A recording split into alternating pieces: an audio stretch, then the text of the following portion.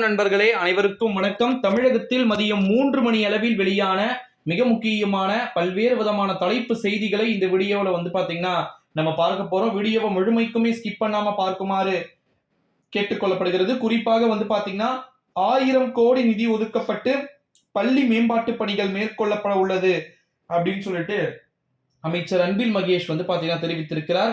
அடுத்து மிக முக்கியமான ஒரு தலைப்பு செய்தி என்ன அப்படின்னு பாத்தீங்கன்னா மிக முக்கியமான தலைப்பு செய்தி, நான் முதல்வன் திட்டத்தின் கீழ் மத்திய அரசு போட்டித் தேர்வுகளுக்கான இலவச பயிற்சிக்கு ஜூன் 23ஆம் தேதிக்குள் ஆன்லைனில் விண்ணப்பிக்கலாம் அப்படின்னு சொல்லிட்டு அறிவிக்கப்பட்டிருக்கு.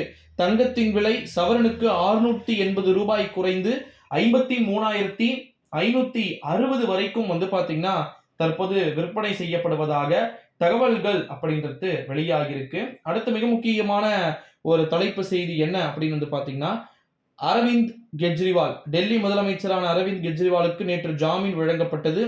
தற்போது வழங்கப்பட்ட ஜாமீனை நிறுத்தி வைத்து டெல்லி உயர்நீதிமன்றம் உத்தரவை பாத்தீங்கன்னா வெளியிட்டிருக்கிறார்கள்.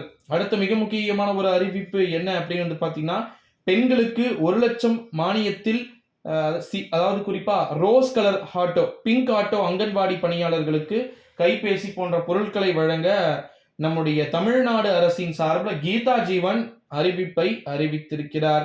அடுத்த மிக முக்கியமான ஒரு அறிவிப்பு என்ன அப்படின்னு பாத்தீங்கன்னா, சானிடைசர் வாங்க அடையாள அட்டை கட்டாயம் அப்படின்னு சொல்லிட்டு தமிழ்நாடு மருந்து விற்பனையாளர்கள் சங்கம் அறிவிப்பை வெளியிட்டிருக்கிறார்கள். அடுத்த மிக முக்கியமான ஒரு தலைப்பு செய்தி என்ன அப்படின்னு பாத்தீங்கன்னா, கள்ளச்சாராய மரணம் தமிழக அரசு தாக்கல் செய்ய உயர்நீதிமன்றம் அதிரடியான உத்தரவை பிறப்பித்திருக்கிறார்கள். இந்த விசாரணை பாத்தீங்கன்னா கரெக்டா திங்கட்கிழமை பாத்தீங்கன்னா மீண்டும் வருகிறது.